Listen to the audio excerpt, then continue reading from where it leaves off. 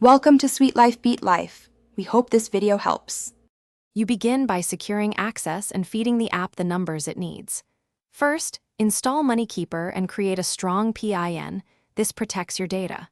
Next, link one primary bank account and a credit card so transactions import automatically. Then enter monthly income and fixed bills like rent and utilities. This gives the app a baseline.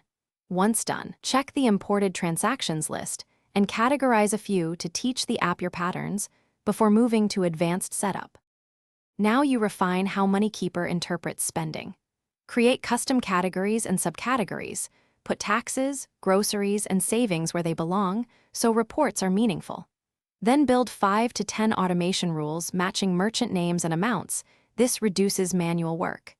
Next, assign budget targets for weekly and monthly cycles and set an emergency fund percentage.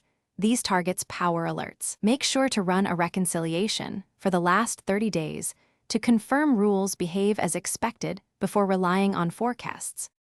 To finish, perform a monthly closeout, reconcile accounts, adjust budgets, and export a CSV backup for records. Enable multi-device sync and biometric login so access is both secure and convenient. Review the forecast and set one goal, like saving $500, so momentum builds.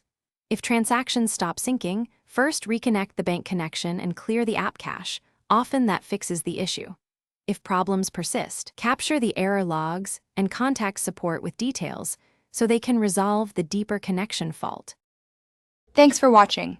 Consider subscribing if we helped you.